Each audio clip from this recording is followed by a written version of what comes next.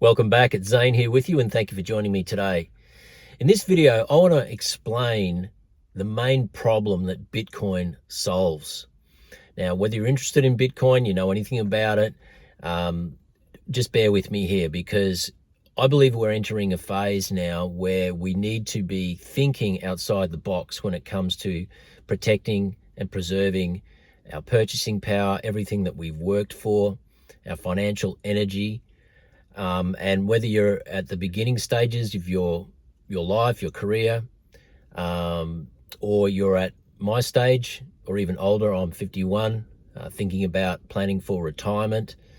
No matter what end of the spectrum you're at, you should be very conscious now of how it is that you're exchanging your financial time and energy, what it is that you're getting in return. Because the reality is that this is something that most people don't think about, and yet it is one of the most important parts of life. And it's extra important now because we're swimming against the tide constantly. People who are trading their time and intellectual knowledge for currency, a currency that is growing exponentially weaker, and it doesn't matter how hard we work, that currency, it's just impossible for it to keep up with inflation. We're entering a phase now where there's going to be a ripple effect that essentially means that our standard of living is going to continue to decline. And so what we're seeing now is many people completely locked out of the housing market.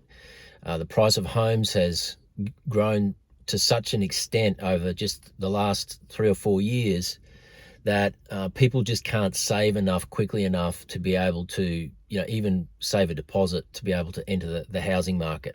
I mean, we're seeing statistics all over the place now that suggest that even a household combined income of $200,000 is only enough to buy, 5% of homes that are available in the marketplace right now. So you don't have to be Einstein to work out that even earning that kind of income as a household, you don't get much to choose from in terms of what's available and the type of homes that you're able to buy, not to mention how far from any major centre or city or desirable location that those homes might be. And so really the wealth gap now is growing exponentially. It means that a lot of people are starting to give up hope because they can't understand that, their labor and their time and their energy and their intellectual knowledge that they trade for this stuff that we call currency, which is being diluted and inflated away. What is the solution? How do we preserve and protect our financial energy and our purchasing power? And this is really where Bitcoin comes in. So I want to get to that in a moment. But the first thing I want to just really highlight is that, up until 2019, 2020, we really didn't think too much about this. There wasn't enough of a problem for us to really need to worry too much about this. But since 2020, when we had the great health crisis, when the economies of the world were essentially shut down, people couldn't go to work, businesses couldn't open their doors, and the governments and the central banks decided to essentially print currency, flood the market with free handouts, JobKeeper, JobSeeker. In America, they had PPP grants or loans which essentially became grants, where they were basically giving handouts to people to enable them to survive during that time. What people didn't realize, many people, is that there is always a cost to free money. When you have currency that is not actually backed by anything tangible, which is what we have what's known as fiat currency, which is only backed by one thing, and that is trust. That is the trust that we have, that you and I have in the establishment, in the banking system, in the financial central banking and government system that we have. But once that trust is broken, essentially the whole financial system starts to really unravel and lose its value altogether.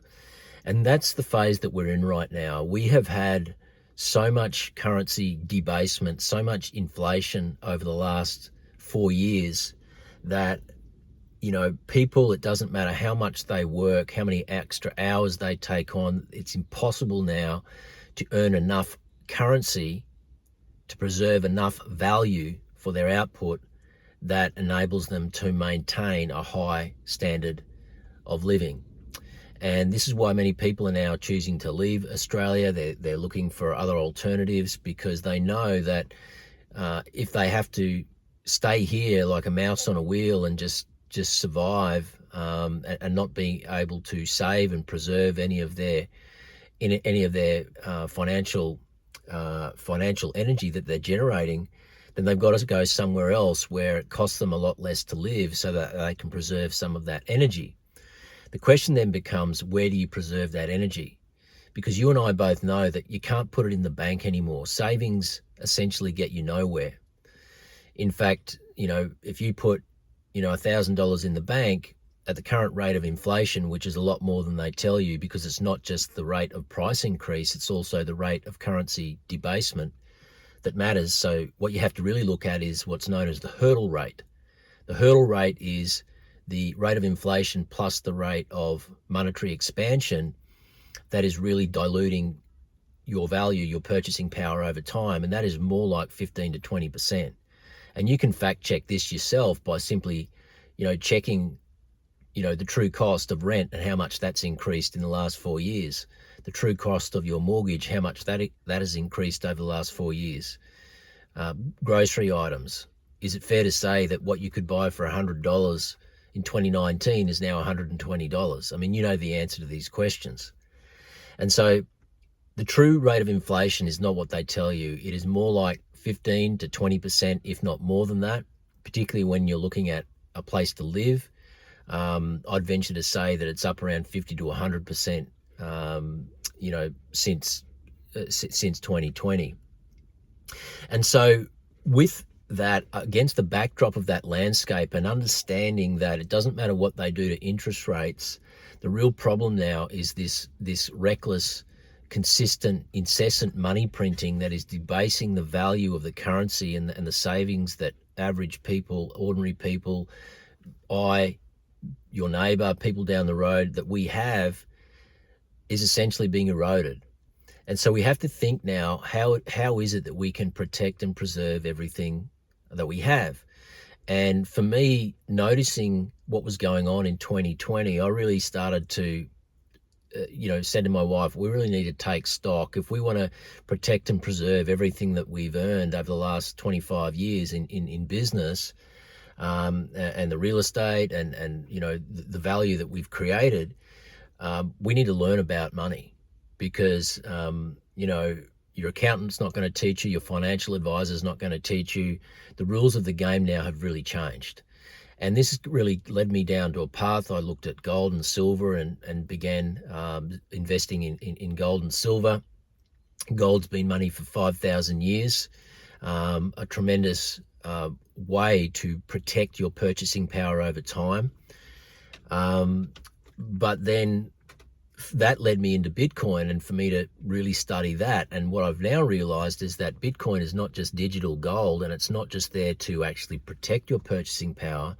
It actually grows your purchasing power. And so, you know, for me, understanding the system of money and where it is now and the evolution of it, the history of money, how we've essentially evolved into a situation where what we have now is actually broken money, because it's been corrupted at an alarming rate. And yes, I know there are certain people who have benefited greatly from that, people who was, you know, stacked up with assets, homes in highly desirable locations.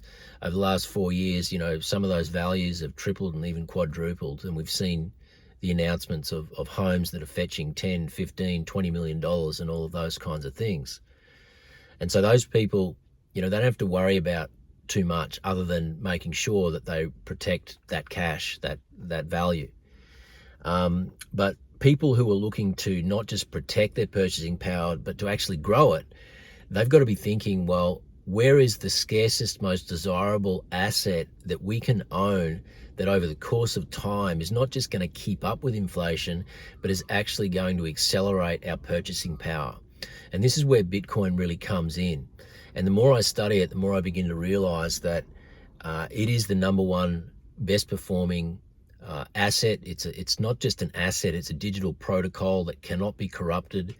There's only 21 million Bitcoin, but each Bitcoin is divisible by 100 million. So there's 100 million Satoshis per Bitcoin. So once Bitcoin gets to $1 million, each Satoshi is going to be worth 1 cent or 1 penny. And so it's highly divisible. You don't have to just buy one Bitcoin. You can buy a proportion of a Bitcoin. That's what I've had all of my kids do, and I've taught them how to store it in cold storage so that it's money that they own. They're their own bank. But really, we're at a time now where we have to be thinking outside the box, and this is where Bitcoin comes in.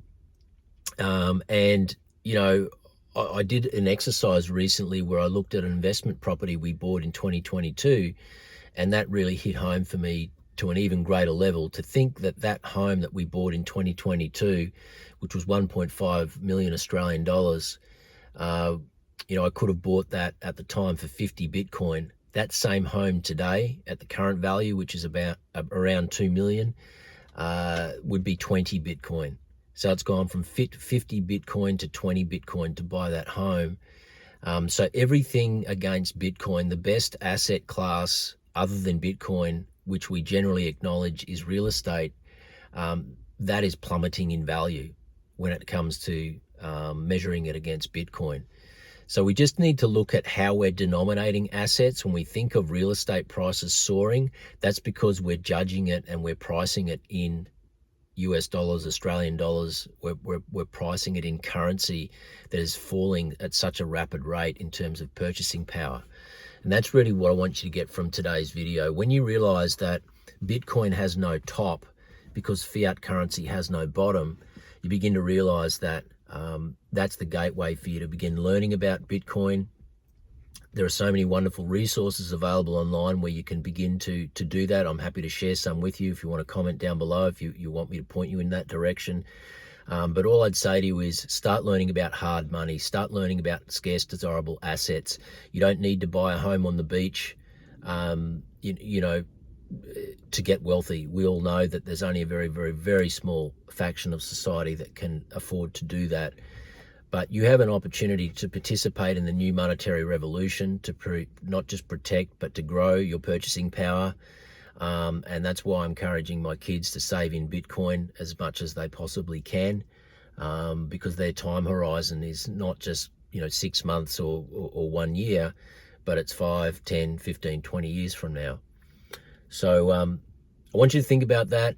Bitcoin is a life raft. It is the solution in this situation that we're in, where out of control central banks and governments are diluting and debasing the purchasing power of its citizens. And so with that, I want you to just think very seriously about how you're protecting your purchasing power in this changing world. I want to thank you for listening today. Please leave a comment down below. If you like this video, please give it a like. I want to grow this community, and this is something I'm really passionate about, and I want to continue to show up and share these daily messages with you. So subscribe to the channel so that you're alerted when my newest videos drop. I appreciate you being here. Thank you for listening. This is Zane signing out. I'll see you tomorrow. Bye for now.